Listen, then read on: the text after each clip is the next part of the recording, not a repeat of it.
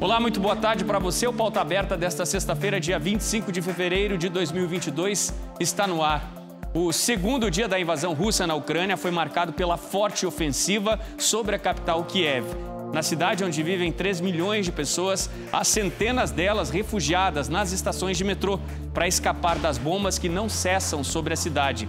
E em Kiev estão as estações de metrô mais profundas do mundo. Portanto, é uma alternativa neste momento muito procurada por centenas de pessoas. A situação é de medo em Kiev.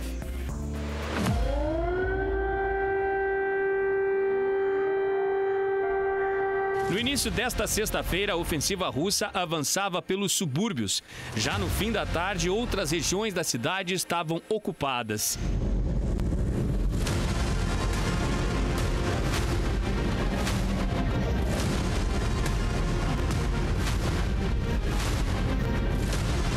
Uma imagem chocante marcou este segundo dia da invasão russa à Ucrânia. No distrito de Obolon, um distrito residencial nos subúrbios da capital Kiev, um tanque passou por cima de um carro e a população, depois desse ato, tentava retirar um senhor idoso que estava preso às ferragens, ainda com vida.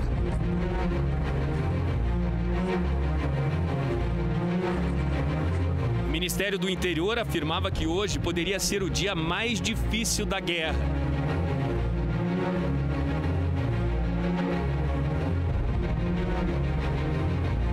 Para muitas autoridades, Kiev, a qualquer momento, pode cair.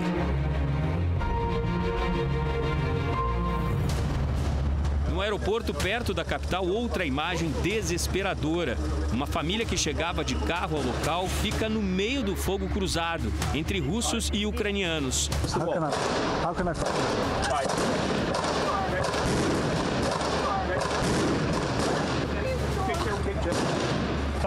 Tudo é flagrado pelas câmeras da equipe de reportagem da rede CNN Internacional. Sem saber para onde ir, logo as pessoas são chamadas com crianças de colo pelo repórter para um lugar, naquele momento, um pouco mais protegido. Autoridades informaram que uma ponte foi explodida hoje pelo Ministério da Defesa.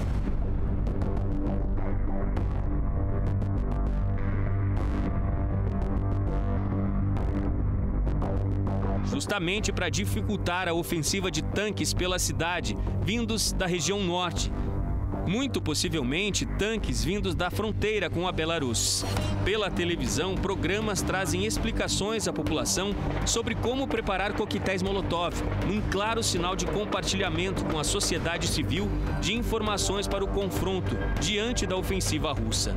Neste segundo dia, o governo da Ucrânia também informou que um avião russo foi abatido hoje sobre a cidade de Kiev, a aproximadamente 30 quilômetros do centro da capital.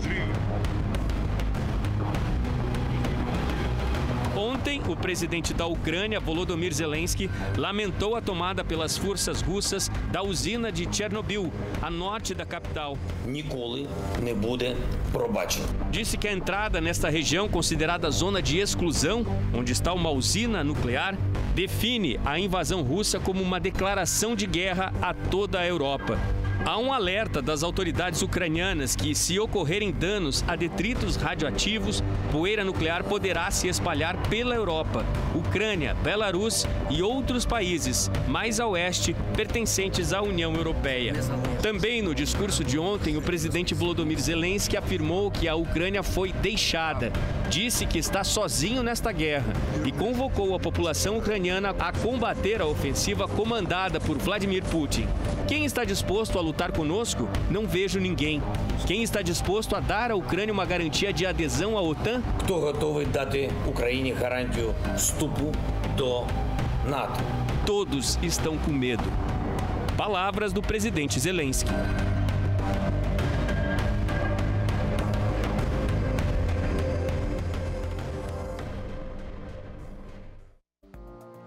As autoridades ucranianas confirmavam hoje, no início do dia, que eram 137 mortes de civis.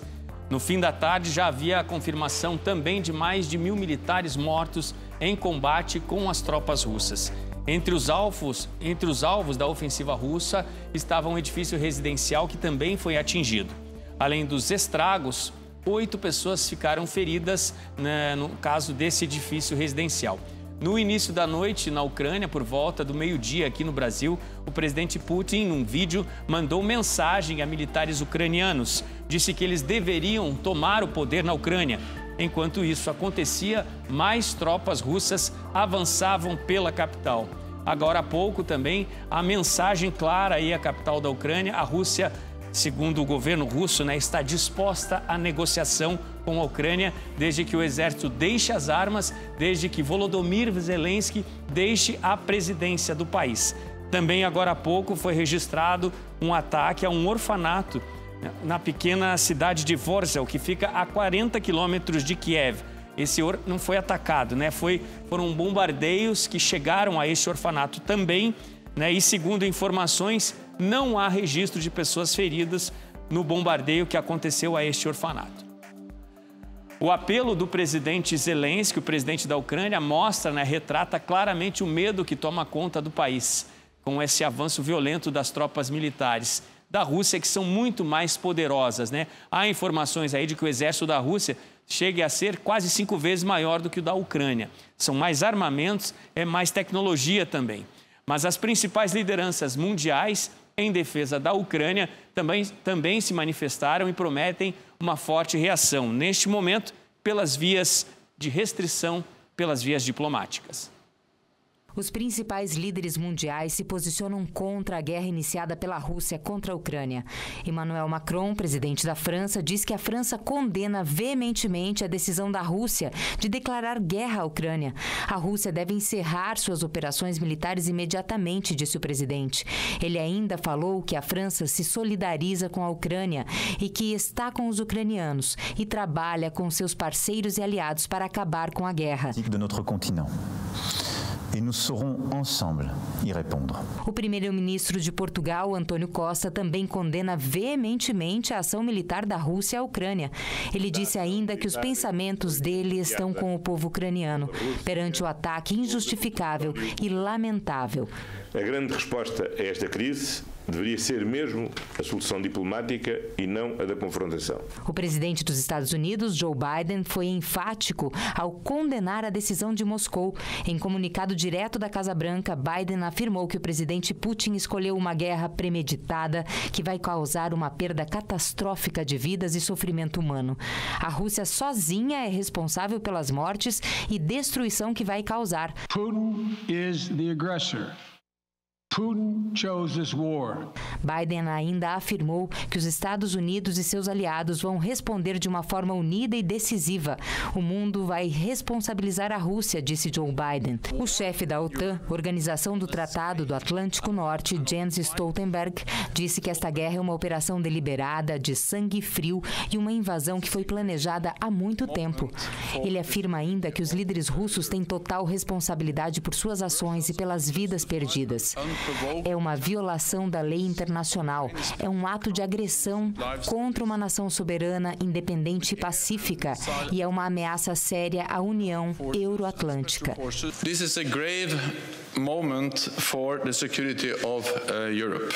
E Ursula von der Leyen, presidente da Comissão Europeia, afirmou que a Rússia vai sofrer sanções pesadas pela invasão à Ucrânia, que vão enfraquecer a potência russa por várias frentes e que Putin ordenou ações contra um povo inocente. President Putin is trying to turn the clock back to the times of the Russian Empire. O primeiro-ministro inglês, Boris Johnson, se mostrou consternado com os terríveis acontecimentos na Ucrânia e falou com o presidente Zelensky para discutir os próximos passos.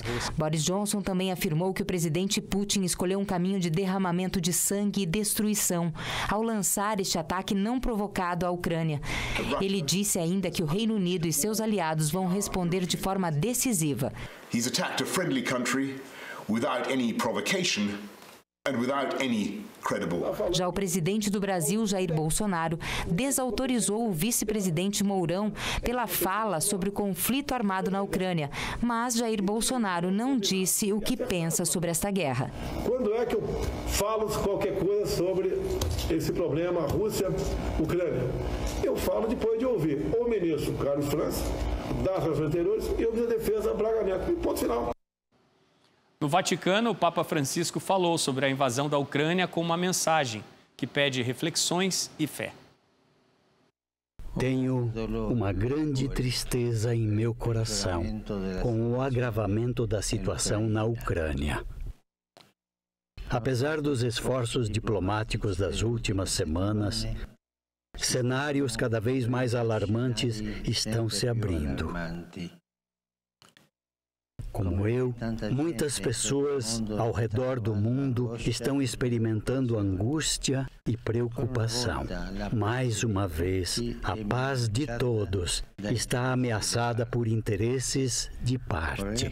Gostaria de apelar aos responsáveis políticos para que façam um sério exame de consciência diante de Deus, que é o Deus da paz e não da guerra.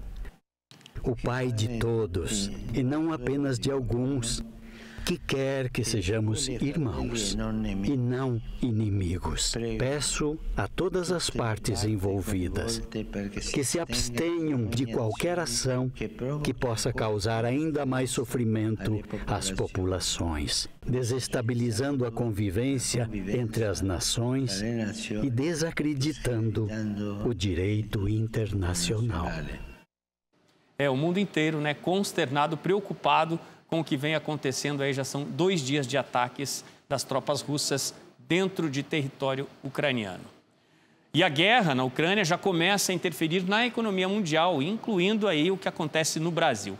Vários produtos podem subir de preço nas próximas semanas, O início da invasão derrubou as bolsas de valores nesta quinta-feira e também fez subir os preços das commodities, em especial do petróleo, por temores de uma redução da oferta global. Isso porque uma série de itens tendem a ficar ainda mais caros se o conflito se intensificar ou se prolongar, trazendo ainda mais inflação para nosso país. Além dos combustíveis, alguns economistas já avaliam que o conflito pode impactar a produção de fertilizantes, aumentar o preço do trigo e seus derivados, como o pãozinho e o macarrão. O Brasil é altamente dependente da importação de trigo e a Rússia está entre os maiores exportadores do grão, com cerca de 13% de participação no mercado. Falando mundialmente, a Rússia e a Ucrânia respondem por 29% das exportações globais de trigo, 19% do fornecimento mundial de milho e 80% das exportações mundiais de óleo de girassol. E na quinta-feira, os militares da Ucrânia já suspenderam as operações em seus portos.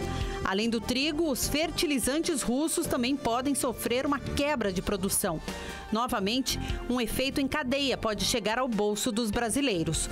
O agricultor pode ter dificuldade de acesso ao produto, tornando a lavoura menos produtiva e reduzindo a oferta de alimentos, mesmo os produzidos aqui dentro. Ainda que a Petrobras decida não aumentar o preço da gasolina e do diesel, o barril de petróleo eleva o valor de toda uma cadeia de produtos. Se houver um reajuste, além do transporte individual encarecer, tudo que tiver preço de frete embutido pode ter reajustes, como produtos industriais e alimentos. E isso em um momento de retomada da economia depois do auge da pandemia. Bom, vamos falar sobre o ProUni agora. As inscrições ao programa Universidade para Todos, o ProUni 2022, terminam hoje, sexta-feira, dia 25 de fevereiro. A oferta é de 273 mil bolsas de estudos. Excepcionalmente, o programa aceitará inscrições com as notas do Exame Nacional do Ensino Médio 2020 e 2021. Podem participar do ProUni os candidatos que tenham média mínima de 450 pontos nas 5 provas do Enem 2020 ou 2021 e pontuação acima de 0 na redação do exame. Também é necessário ter renda máxima de 1 salário mínimo para bolsas de 100% ou de até 3 salários mínimos para bolsas de 50%. Além disso, o candidato precisa ter feito todo o ensino médio em escola pública, ter estudado todo o ensino médio em escola particular com bolsa integral ou pessoa com deficiência. Veja no próximo bloco a fuga da Ucrânia. Estradas estão lotadas, aeroportos fechados. Aproximadamente 100 mil pessoas deixaram o país no primeiro dia da invasão.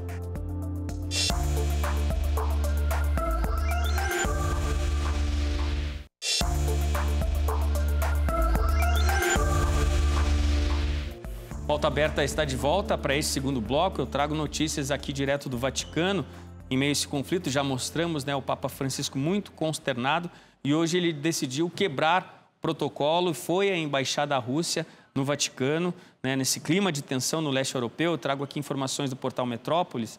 O Papa quebrou o protocolo, fez uma visita que estava fora da agenda oficial, lá na Santa Sé, em Roma. De acordo com informações do Vaticano, o Papa quis manifestar, né, toda a preocupação dele com a guerra. O religioso foi recebido pelo embaixador Alexander Avdev. O líder católico chegou num carro utilitário e ficou em Via della Conciliazione por mais de meia hora, como confirmou o diretor da sala de imprensa do Vaticano, Matteo Bruni. Essas são informações de agora do Vaticano, um dia diferente aí para o Papa, que saiu da agenda oficial. Ontem, no primeiro dia, né, de ocupação russa, as estradas da Ucrânia, principalmente em direção às fronteiras do leste, viraram rotas de fuga. É tanta gente que poucos quilômetros levam horas para serem percorridos. Com espaço aéreo fechado para os civis, não há voos. Ontem, passageiros que escaparam de trem diziam que embarcaram no último trem para a Polônia. Uma estimativa da Agência de Refugiados da ONU aponta que aproximadamente 100 mil pessoas deixaram a Ucrânia apenas ontem, o primeiro dia da invasão russa no país.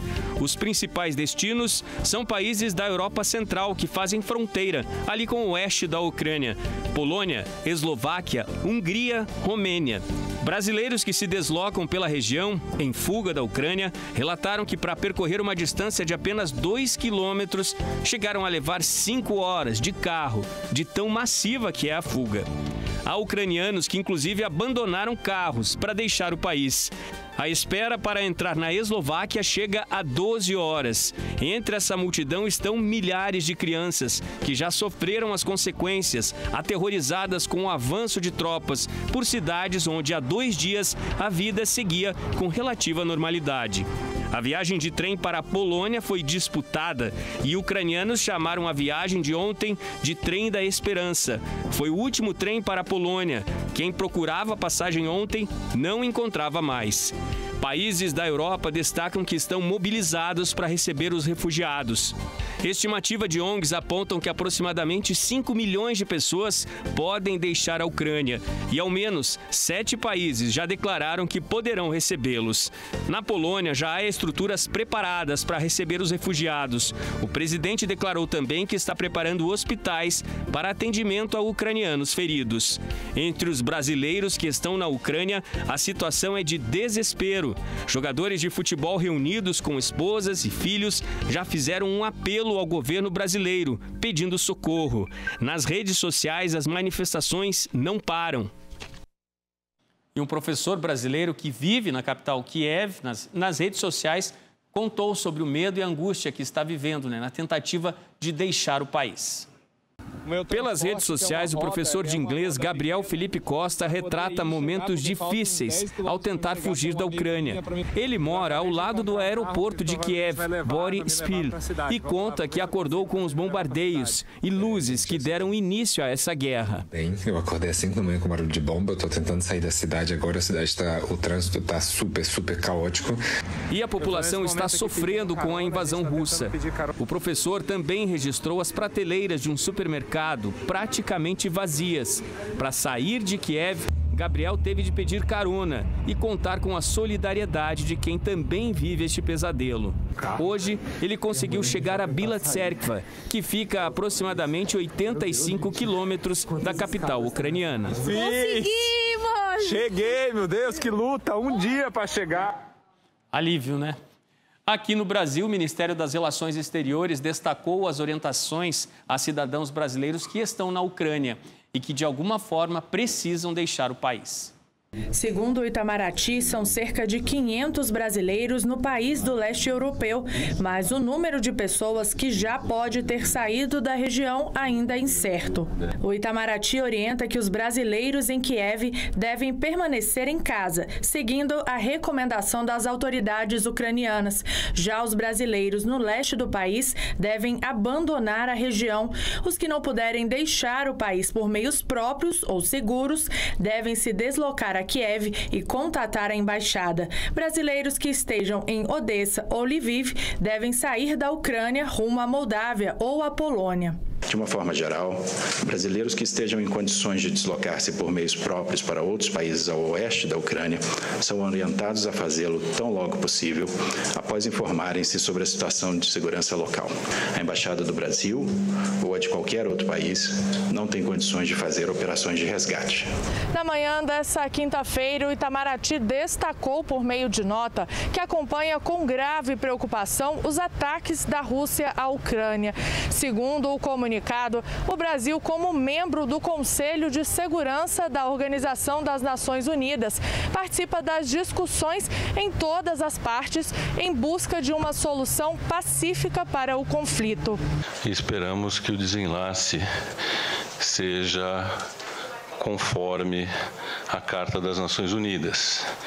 Vale lembrar que o preâmbulo da Carta das Nações Unidas, em seu primeiro parágrafo, diz: nós, os povos das Nações Unidas, resolvidos a preservar as gerações vindouras do flagelo da guerra.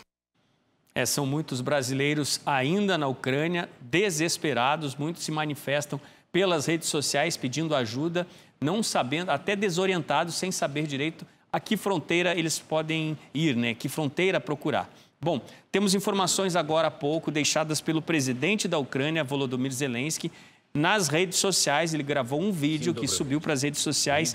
Ele está nas ruas com o gabinete dele, informando que ele está disposto a lutar com a população da Ucrânia, né, que se encontra armada neste momento de invasão russa. São mais e mais tanques chegando a cada momento na capital da Ucrânia.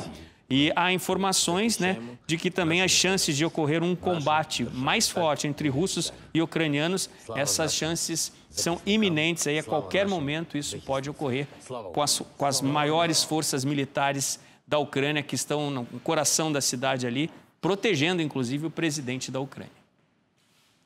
E o mundo protesta contra a invasão militar russa no país. O objetivo comum é pedir o fim dessa guerra. É preciso evitar mais mortes e todas as consequências negativas que devem repercutir nos próximos dias. O mundo está em alerta. Milhares de pessoas pedem o fim do embate militar da Rússia contra a Ucrânia. Civis protestam contra a guerra iniciada pelo presidente russo Vladimir Putin. Pelas ruas das principais capitais mundiais e até mesmo na própria Rússia, as pessoas exigem o fim dessa guerra deflagrada pelo presidente russo. Segundo informações divulgadas pela ONG de Direitos Humanos OVD Info, a polícia russa prendeu mais de 1.700 pessoas em 51 cidades, porque participavam de manifestações contra a guerra.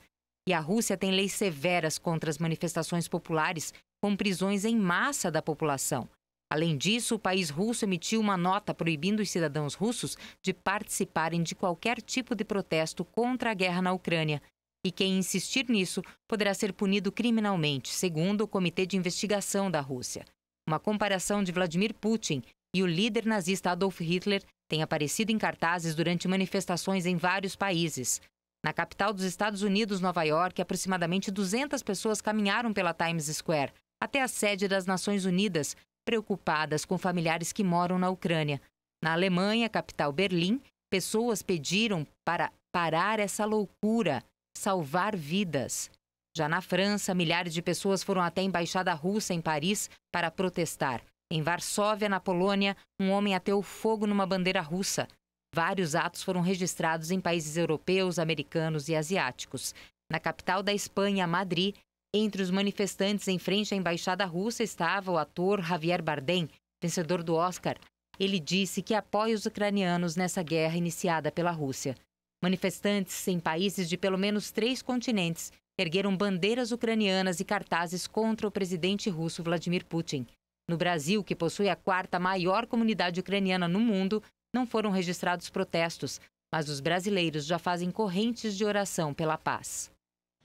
Exatamente, aqui em Curitiba, hoje no fim da tarde, daqui a pouquinho, né, vai haver um ato pela paz em defesa da Ucrânia, no memorial ucraniano que há em Curitiba. Curitiba é a capital do Paraná, o estado com a maior comunidade ucraniana aqui no Brasil. O Pauta Aberta se despede por aqui.